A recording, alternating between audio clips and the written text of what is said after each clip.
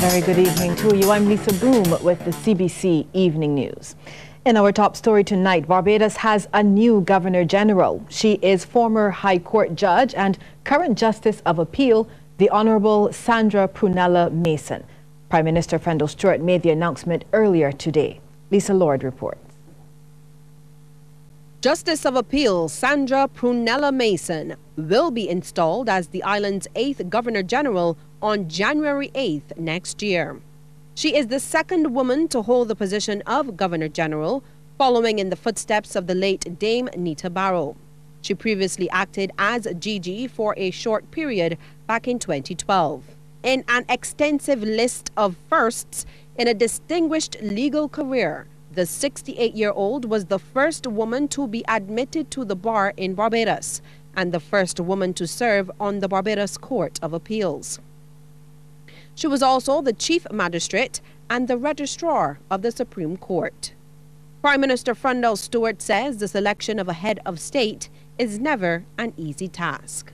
The selection process must be guided by a range of factors, among them being personal and professional attributes, record of service, commitment to country, integrity, and dignity.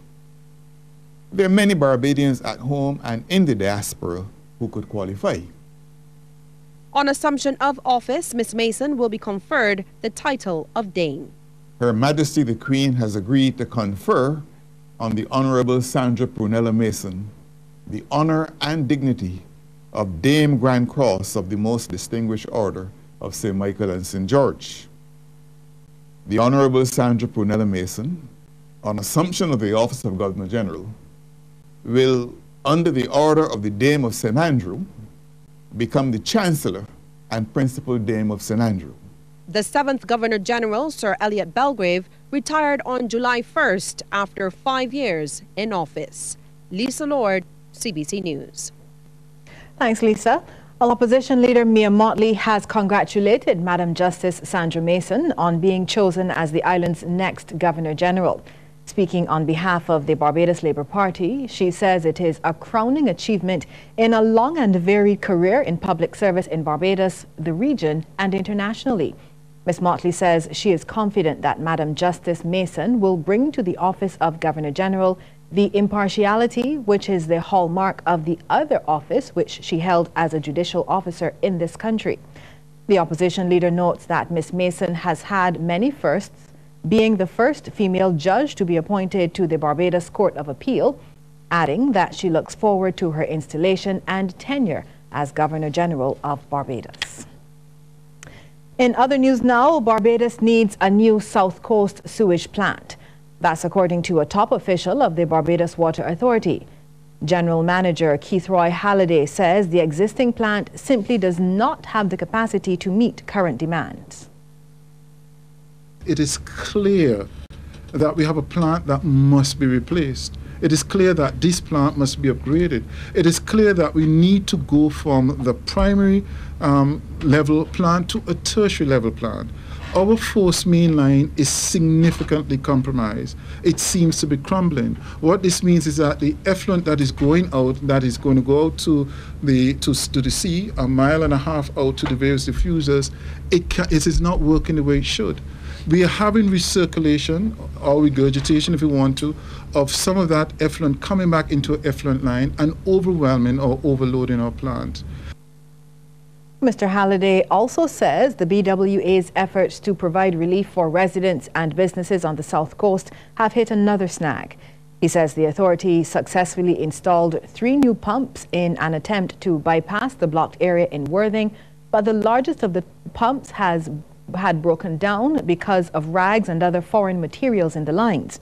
So he's appealing to Barbadians and particularly the owners of commercial enterprises to be more conscious of what they allow into the sewer lines. We are facing a major issue, and despite the fact that we're putting grills in place, despite the fact that we're creating baskets, despite the fact that we're constantly deragging, we are being overwhelmed with material that does not belong to the sewer. We need this to stop. If it is that we're going to deal with this, and it is a national crisis, we need everyone, we need all of the contributors, all the constituents, all of the residents, all of the businesses to come on board and understand that the only way we're going to get past this is for everyone to stop putting the type of material into the sewer system that is creating havoc with our pumps. And we're also hearing tonight that some of the South Coast businesses affected by sewage overflows are making matters worse by allowing their storm water to run into already backed up manholes. This is according to head of the Barbados Water Authority's Wastewater Division, Patricia Innes. Now, she says while it's not an attempt to pass blame, such connections must be blocked. With our present problem with the high levels in our network, we therefore have a backup. So because there's an open channel created, therefore the manhole then being high in the streets transcends to their manhole and then pushes out of the manhole by the created open access which they created to allow storm water to enter into the manhole. These are connections which should not occur.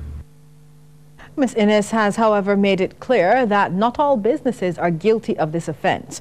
She adds that the authority has devised a strategy to minimize the impact of sewage overflows on these properties. We have deployed, we got at least 5 haulers as well as our own facilities, and we are constantly visiting them, and especially as they call. And today has been a case where a number of them are calling, and we have deployed our haulers to, in essence, pull, as the term is used in our thing, to pull from their properties and therefore to drop the overflow levels. This has been working because we've been doing it for a while, and this has been at least given them relief. Well, there's some sweet news from sugar officials ahead of the next sugar crop. They're projecting a significant increase in the amount of sugar that will be produced in 2018. After a satisfactory 2017 sugar crop, officials say next year is definitely looking more positive. General Manager of the Barbados Agricultural Management Company, Leslie Paris, says based on initial and conservative predictions by farmers, sugar production should increase by 10% or more, continuing the trend over the last 2 years. Mr. Paris says up to the end of June last year, Portville factory processed 132,845.8 tons of sugar, compared with 83,369.20 tons of sugar for the same period in 2016. He explains that a number of factors have come together to produce the improved numbers expected for next year. Among them, he says the estimated 20 farmers in the industry were able to access the incentives provided by government under the cane industry restructuring project, allowing them to plant more. The industry has also been able to satisfy the 4,000 tons per annum needed for the domestic market, while still having enough to export to the region and the European Union. Now, Mr. Paris explains that the money earned from domestic consumption is higher than what farmers would earn from outside sales. Now, on the side of the factory, Mr. Paris has reported that preparation at Portville is well underway, with maintenance and repairs on track to be completed by the 3rd week in January. That means if weather and other influencing factors cooperate, the 2018 crop should start in mid-February. Barbadian international icon Robin Rihanna Fenty is among the many relatives mourning the death of a loved one lost to gun violence on the day after Christmas. Kareem Smith has that story. The first Christmas together for the family living in the house just behind me turned out to be the last one for one of its members, 21-year-old Trevon Allen, who was killed in a flurry of gunfire. From the time I heard the first gunshot, or the first two, at the time I was in my bed, I look at my cell phone, I check the time. I was working with the police all these years, I checked the time. And then about 2 or 3 more shots. This bullet-riddled vehicle told the story of the sheer power of the weapon used. According to police, the young man was shot multiple times around 7 last night. He was rushed to the hospital where he succumbed to his injuries. Tavon's sister, Tanella Allen, says her brother would sometimes lime at this house where his girlfriend lived. but they, along with other siblings, had moved to Eden Lodge less than 6 months before. Well, we used to live in Bonnets first. But Eden Lodge, it was never really nothing good. But I wasn't interested in that part because I used to keep to myself and I was trying to let he keep to himself. He was never in a mix-up. It's just real unfortunate. During a lengthy interview, she described the former St. Leonard's Boys and Seventh-day Adventist secondary student as a typical young man, but one who struggled with feelings of distress, confronting problems far beyond his control. Just by losing his mother, he never had that love. He don't know what that love feel like. He don't know what fatherly love feel like, and he always, was always looking for love, and he would just settle for any little that he get, and it's just sad that I know I do my part in my brother's life. I don't know how people feeling who was supposed to play the part. I don't know how them feeling, but he just want love. That boy was a good boy. She also confirmed that the two are first cousins with pop icon Rihanna, revealing the slain youth actually lived in the same house as the superstar years ago. At around midnight last night, Rihanna posted pictures of Tavon on her official Instagram page with the caption, "R.I.P. cousin, can't believe it was just last night that I held you in my arms. Never thought that would be the last time I felt the warmth in your body. Love you always, man." Along with the hashtag End the Gun Violence. She's not taking it well either at all. You heard from her? Yes. I called my cousin, called me, crying. She messaged me. Nobody ain't taking it well because we know see Tavon. Tavon was no there with Christmas Day. She was, we was by the house. That was probably the best one because that's the last one for he. And the last one for me, being able to interact with him physically. Tavon was employed in the construction industry, and his sister remembers him as someone who had a very good work ethic. His murder brings the total to 30 for the year, with guns being used to commit 23 of them. Kareem Smith, CBC News. Thanks very much, Kareem. Well, on December 20th, we told you that residents in Circular Drive, Maynard St. Peter were living in fear as a result of a spate of robberies in that area. So tonight, police have announced a breakthrough in that case. Detectives from District E Police Station have arrested and charged 19-year-old Denny Pierre Cullimore of number 19 Circular Drive, Sunset Heights, Maynard St. Peter, for 13 counts of burglaries committed in Maynard's development between June and December 2017. Cullimore appeared before Magistrate Wanda Blair in the Whole Town Magistrates Court earlier today.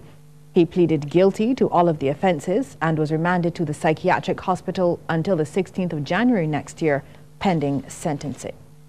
We'll take a break here, but there's more news. Stay with us.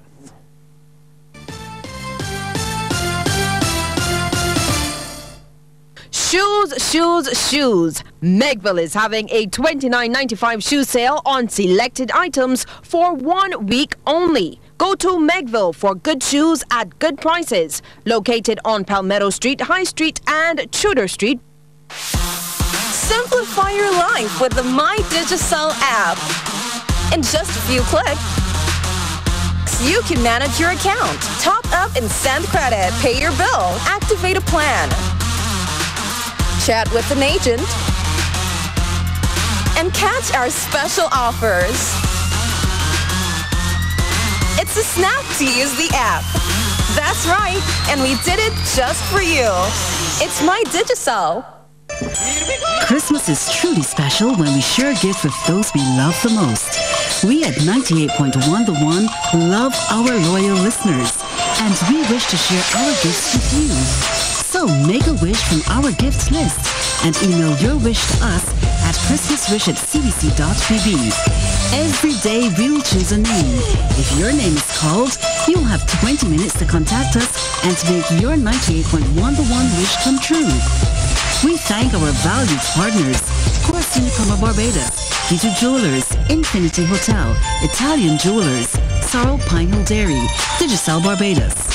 Christmas is special to us and to our sponsors too. So this Christmas, make a wish and we'll make it come true. Merry Christmas to each and every home that locks on to 98.1 The One.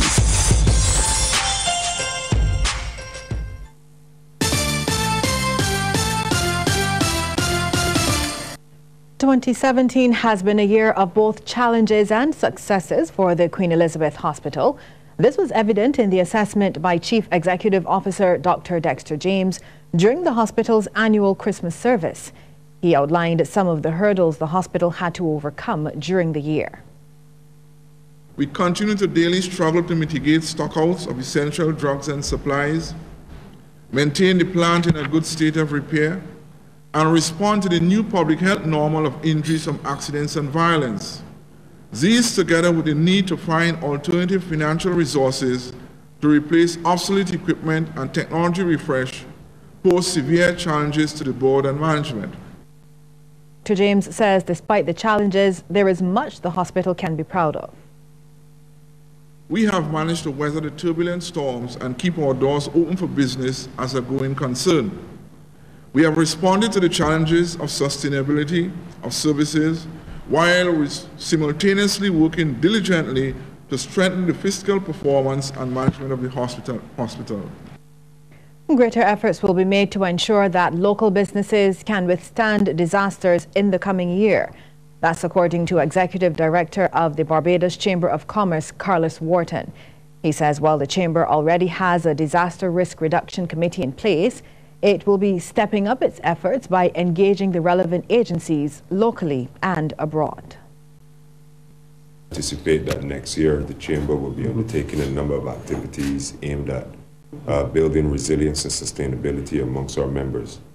And in that regard, we look forward to working with the Department of Emergency Management, as well as SEDEMA and other regional and international players to ensure that our members get the best advice where it comes to business continuity planning and disaster risk reduction generally. Mr. Wharton made the comments during a presentation of $9,000 to the Caribbean Disaster Emergency Management Agency. The funds will assist with the rebuilding efforts of a Dominican school damaged by Hurricane Maria. Human Resources and Administrative Manager with SEDEMA, Donna Walker, says the funds will be a major help. The 2017 hurricane events are also a reminder of how serious and damaging the effects of climate variability and change have on us as small island developing states of the Caribbean. Donations such as this will go a far way towards the Dominica rebuilding effort and specifically to the Portsmouth Secondary School. These funds reflect the true CARICOM spirit of helping our neighbors in times of need. Despite several negatives circulating about the youth, many of them remain committed to God. And 4 students from the St. Philip Primary Interschool Christian Fellowship have received youth awards from the National Initiative for Service Excellence for leadership and spreading the Word of God. Rianne Phillips tells us more. It's often said a little child should lead the way, and these 4 11-year-olds at the St. Philip Primary School, Shemaiah Shepherd, O.G. Ra, Jamara Thompson, and Janaya Hall, are doing just that. Every Wednesday, they sacrifice a portion of their lunch hour to spread the Word of God to their peers during Interschool Christian Fellowship. They are happy their efforts have been publicly recognized. I feel very happy, and I hope that more people will come and worship God, get to know Him, because He is good. And I would like people to start making the right choices. We never know how we want this. It just appeared that a miracle just happened. All right, so what are some of the things you all do in ISCF? Well, we teach children how to love Jesus and how Jesus saved our soul and how to rejoice and just have fun, just praising God. I was very proud of myself and the rest of the members of ISCF. I was really excited, and it was the best. When I saw it, and I did not know it was coming, when I saw it, I was shocked. God is who gave us these rewards. Their teacher, Cynthia Seeley, believes these students will continue to make a positive impact in the future. In a couple of months, they will sit the common entrance, and some school in Barbados will host them for about 5 years. My hope is that they will continue to spread the Word of God, because they know it. They know the Bible. They know where to find the chapters and everything, and they know to quote it when they do their Bible boxing. They also have open air. They have concerts, they have lots of lovely activities to keep them interested. There are close to 30 children in the ISCF group, and come next year, they intend to expand its membership. Rianne Phillips, Cbc News.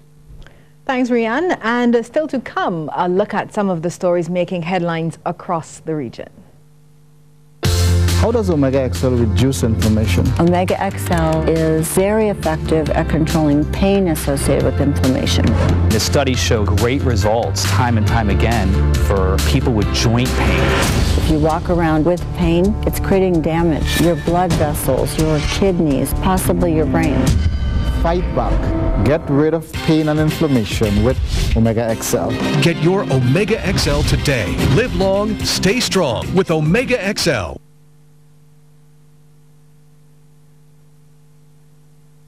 To you by CIBC First Caribbean. Guyana's head of police is not pleased with recent crime figures recorded this year, but he is optimistic that police will be able to make more progress in the new year. Javon Vickery reports. At the end of 2016, the largest policing division of the Guyana Police Force finished with 21% decrease in crime, while the statistics revealed increases in a number of traffic-related crimes and fatalities. But the corresponding period this year shows a 5% decrease in serious crimes. And while not pointing fingers, the current commander, Marlon Chapman, who earlier this year took over from former Commander Clifton Hicken, said he is not satisfied. Commander Chapman said that during 2017, the police in A Division faced several stumbling blocks that ultimately hindered their performance. The chief among them was the attempted robbery at the bank on Water Street, GBTI. Sorry, Republic Bank. But of course, I am satisfied that my works, my ranks performed to the utmost. But again, more can be done, more will be done. On a positive note, Mr. Chapman further reported that the division managed to remove more than 58 illegal firearms off the streets of the city. In addition, he said that he is satisfied with the performance of ranks of the traffic department. Mr. Chapman explained his plans to do better in 2018. Having looked at that, I can only say it's not enough, and therefore more needs to be done and will be done. We cannot stop crime, but of course we can suppress it. And that's my intention along with others for the rest of my stay here. The head of Grenada's negotiating team, or GNT, Beryl Isaac, says prison and gazetted police officers have agreed to accept a one-off sacrifice payment offered by government. She says that the Prison Welfare Association, the Police Welfare Association, and the gazetted police officers have agreed and signed on to accept the $750 EC offer made to workers with more than 3 years of service and $650 EC for workers with less than 3 years of service. Ms. Isaac says the GNT is now awaiting the other public and private sector organizations on whether or not they will accept the offer on behalf of their members. Jamaica's private sector organization wants a quick resolution to the pay dispute with police officers who are taking industrial action to force the government to improve on its 6% wage offer. President Howard Mitchell says there's no leadership on the issue, and the business sector is concerned about that the sick-out by police members is growing. He says while the business sector has experienced increased activity during the holiday season, progress may be derailed if the wage negotiations are not settled. The Police Federation had written to Prime Minister Andrew Holness urging his intervention after the Finance Ministry said it could not offer any more than 6%. The Federation has described the offer as an insult to the men and women of the Jamaica Constabulary Force.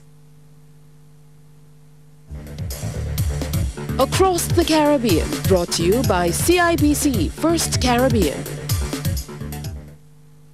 Well, sports news is just ahead, but first, here is a tip from Cooperators General Insurance. This tip of the day is brought to you by Cooperators General Insurance Company Limited.